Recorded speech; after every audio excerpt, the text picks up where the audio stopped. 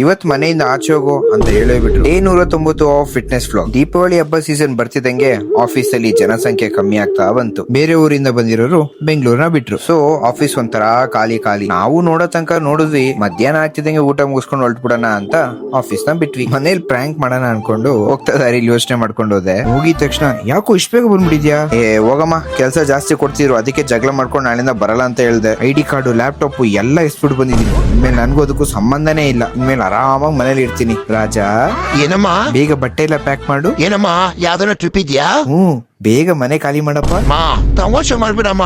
ಯಾರಪ್ಪ first start ಮಾಡಿದ್ದು? ನಾನ್ ನಿಮ್ಮ ಅಮ್ಮ ಕಣೋ. ಮೇರಾ ಬಿಲಿ ಮೇರಕ್ಕೂ ಮಿಯೋ ಮಿಯೋ ಕರ್ದಿಯಾ ಬೈ. Total flop. ಹಂಗೆ ಪಟ್ಟಂತ ಪ್ಯಾಂಟ್ಸ್ ನ ಶಾರ್ಟ್ಸ್ ಇಂದ ರೀಪ್ಲೇಸ್ ಮಾಡಿ ಟಕ್ ಅಂತ ಜಿಮ್ಮಿಗೆ ಬಂದ್ವಿ. ಯಾಕೋ ಹಂಗೆ ವರ್ಕೌಟ್ ಮಾಡ್ತಾ ಮಾಡ್ತಾ ಪ್ಲೇ ಲಿಸ್ಟ್ ಒಂದು ಹಂಗೆ ಪ್ಯಾಥೋ ಸಾಂಗ್ ಪ್ಲೇ ಆಗೋಯ್ತು. Full mood out. ಎಲ್ಲಾದ್ರೂ ಆಚೆ ತಿನ್ನಕ್ ಹೋಗೋಣ ಬಾ ಅಂತ ನಮ್ ಫ್ರೆಂಡಿಗೆ ಫೋನ್ ಹಾಕ್ದೆ. ಗ್ಯಾಪ್ ಅಲ್ಲಿ ಇಯರ್ಫೋನ್ ಕಳ್ದೋಯ್ತು. ನೋಡಿದ್ರೆ ಕಿವಿಲೇ ಐತೆ.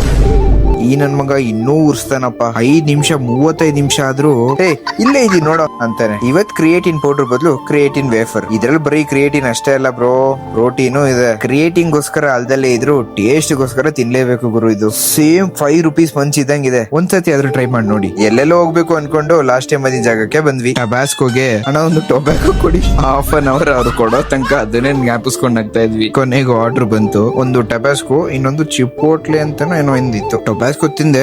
ಓಕೆ ಆ ನನ್ ಮಗ ಯಮ್ಮಿ ಯಮ್ಮಿ ಅಂತಿದ್ದ. ಅದಕ್ಕೆ ಕೋಡ್ ಚೇಂಜ್ ಮಾಡಿದ್ವಿ. ಚಿಪೋಟ್ಲೆ ಚೆನ್ನಾಗಿತ್ತು, ಯಾಕಂದ್ರೆ ಒಂಥರ ಸಾಸಸ್ ಎಲ್ಲ ಹಾಕಿದ್ರು. Day spent well. ಬಾಯ್ ಬಾಯ್.